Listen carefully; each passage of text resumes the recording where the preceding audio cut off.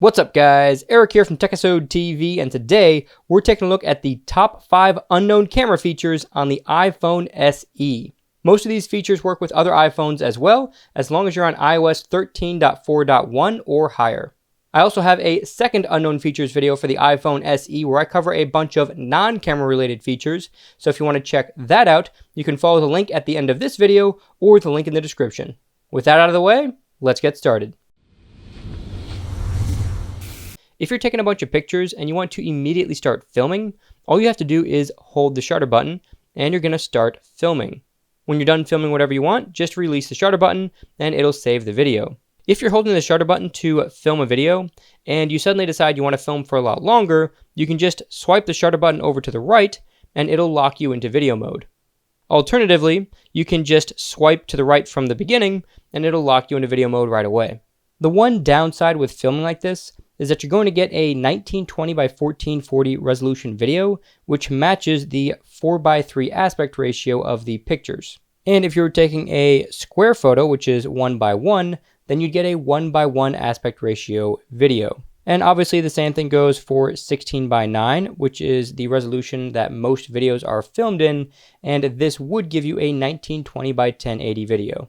And just to be clear, it's 1920 regardless of what your video settings are set to. So even though I have a 4K video setting in my video mode, I'm still going to get a 1920 by 1440 resolution video when I record a video from photo mode.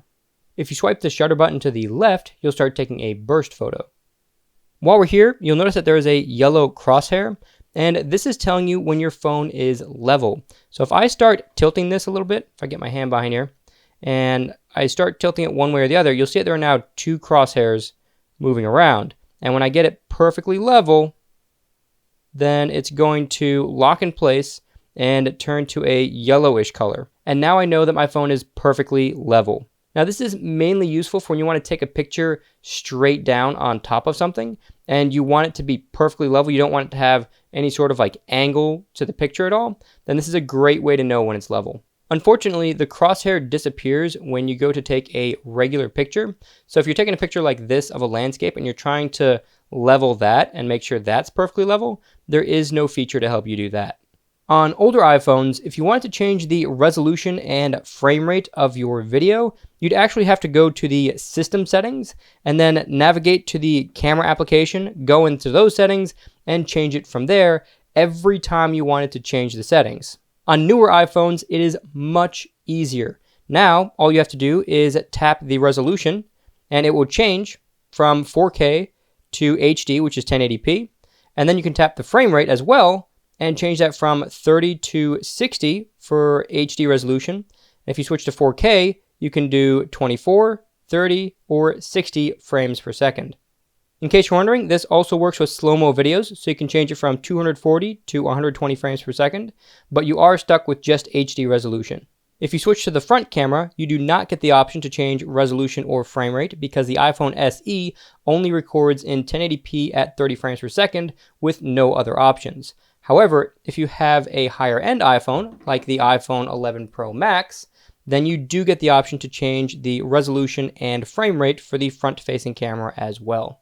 If you want to check if your last picture came out good, all you have to do is swipe up on the preview, and you can quickly preview that image. If you swipe back down, it goes away, and you can go back to taking photos immediately. If you were to swipe up and let go, it'll take you into the Photos app, which is the same as just tapping it.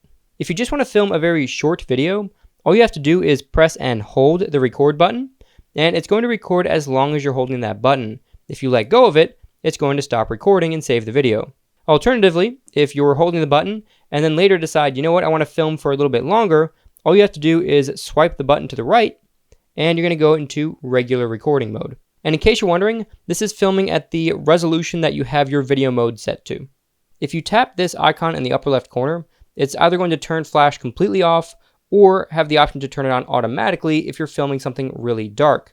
The problem with this is if it's not super dark, then that flash automatically turns off. So if you wanted the camera flash to stay on while you're filming so that you could film underneath something, like let's say you lost something under a couch or behind a piece of furniture, then the way to do that would be to swipe up while in video mode. Now you get a new option called on, so go ahead and tap that. that's going to turn the light on and keep it on, even if you're not filming. Then when you start filming, it's again going to keep that light turned on. So if you're looking for something in a dark place, this is a great way to keep the flash on. This one's kind of a bonus feature because it isn't really hidden. Typically, when you go to take a panorama photo, the iPhone will make you take it from left to right no matter what. If for some reason you want to take the panorama photo from right to left, all you have to do is tap the arrow and it'll let you do that. Here's another bonus feature that isn't hidden at all, but a lot of people don't know how to use this, so I just wanted to share it with you guys anyway. If you tap anywhere on the screen, it will focus and change exposure based on where you tapped. But if you're taking a picture of people with like a sunset behind them, a lot of times that still doesn't work very well and the people are super dark and the sunset is properly exposed. If you want those people to be more properly exposed so it's easier to see them, then all you have to do is tap anywhere on the screen and start swiping up, and it'll actually make the entire image brighter so that you can see the people's faces easier. Now, the sky might get a bit blown out and you might not be able to see as many details, but at least you'll be able to see the faces of the people you're taking a picture of. And the same goes for swiping down. If you swipe down, if it's too bright and you're taking a picture of maybe a sunset and you're trying to bring it down, just keep swiping down and it'll make it darker. Let me know how many of these were new to you in the comments below, and don't forget to turn on notifications by clicking the bell next to the subscribe icon below so you don't miss another upload. That's it for this Techisode. God bless, guys, and I'll catch you in the next one.